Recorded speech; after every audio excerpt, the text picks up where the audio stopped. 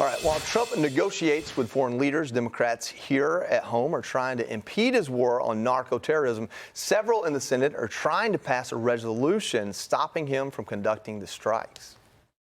You shouldn't support the president of the United States saying, screw you, I'm president. I can kill who I want to kill, and you all just have to live with it. Another sign of the deterioration of our democracy when a president arrogates to himself the power to blow ships up in the Caribbean or now in the Pacific without any authority. The massing of U.S. troops, the president's own announcement that he's authorized covert operations in Venezuela. The president should not go to war without a vote of Congress. Yeah, joining us now is Texas Congressman Pat Fallon. He sits on the House Armed Services and Oversight Committees. Listen, Congressman, I got a lot of questions. Honestly, I have a lot of criticism. I would love to see Adam Schiff, those videos of him clutching his pearls when President Obama was droning American citizens, which I might say deserved to die, that had waged jihad around the world. That's a different topic. What I want to ask you about is moving this carrier strike group into our hemisphere from the Middle East. Is this as much a diplomatic signal to the Middle East and everything that Trump's accomplishing there as it is a tactical move for South America, or is this really about narcoterrorism? Well, I think it's about President Trump negotiating from a position of strength, which he does repeatedly, and Joe Biden, forgot that for 4 years while he was the commander-in-chief. The president is taking the threat of opioids and opioid addiction very seriously. We lose about 100,000 Americans every year to opioid overdoses, mostly fentanyl. Those precursors are manufactured in China, then they're sent to Mexico, and the Mexican drug cartels smuggle them into the United States. This is an asymmetrical warfare that the Chinese communists are waging against our country, and I'm glad President Trump is taking bold action. Congressman, moving now to immigration, House Oversight Committee ranking member Robert Garcia is opening an investigation into the ongoing raids and launching a new online tracker to monitor all ICE activity. Take a look at this. Over the course of the next couple of weeks, the Oversight Committee will be launching on their website a master ICE tracker where we're going to be essentially tracking every single instance that we can verify that the community will be able to send us information on, and it'll be all available in one central place. Congressman, it really begs the question, some of your colleagues, who are they fighting for? Illegal aliens or American citizens, of whom are also our federal agents of ICE, Border Patrol, and other federal responsibilities? It's really unsettling, especially given what happened in Dallas. There's a lot of app stores that pulled off these ICE tracking apps because they were indecent and inappropriate and dangerous. But now it seems that your colleagues on the Democrat side, they want to resurrect it tenfold. I mean, I'm furious, and this is stunning. This is an American elected member of Congress essentially allying himself with the Mexican drug cartels, who have placed bounties into the tens of thousands of dollars on our federal law enforcement officers.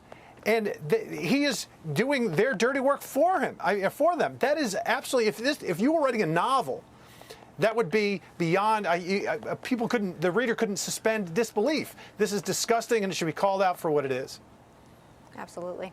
Congressman Lisa Booth here. So House Republicans are preparing to release a report on Biden's use of the autopen. It will detail the Oversight Committee's investigations into Biden officials allegedly enacting policies without the former president's knowledge. Now, this comes after interviews with 14 former Biden officials. Congressman, will we learn anything new in this report? And what's the purpose of the report? What will be done with it? Like, what's next? We need to, the purpose is obviously the truth. I mean, you had somebody like Ian Sams, who was one of the mouthpieces for the Biden administration, telling people repeatedly, tens, if not dozens or scores of times, that Biden was at the top of his game and he was, adroit and all that. And then come to find out under oath, he admitted that he'd only seen Joe Biden twice during his entire presidency. So clearly it was something that the inmates were running the asylum, as it were, in the West Wing. And the American people need to know the truth, and we need to pass legislation ensuring that autopen is going to be used for when Johnny from the Boy Scouts writes to the president, not to pass effective legislation or anything that has a force of law. Congressman Guy Benson, we're in week 4 of this government shutdown that the Democrats have caused and sustained. 25 days. It doesn't even feel like that huge of an issue. The media not covering it, perhaps with the ferocity that they would if the shoe were on the other foot. I'm very confused by the messaging from your colleagues on the Democratic side of the aisle, because you have a number of them saying, well, yes, we're doing this because it's our leverage, even though people are suffering, while they're also saying, well, this is the Republican shutdown. Can you explain that? Yes, thank you for giving me the opportunity. Okay, so a lot of people don't realize that you need 60 votes in the U.S. Senate to pass, to close debate and then to pass, to vote on something. So we don't have those 60 votes because almost all of the Democrats are not allowing for the debate to be closed, to have closure. So it's on the Senate Democrats. Yes, the Republicans have the House, Senate, and White House, but we voted to keep the government open. And all this was a clean continuing resolution. It was a stopgap for 7 weeks. It was supposed to go to November 21st. And never in our history has the government shut down on a clean CR.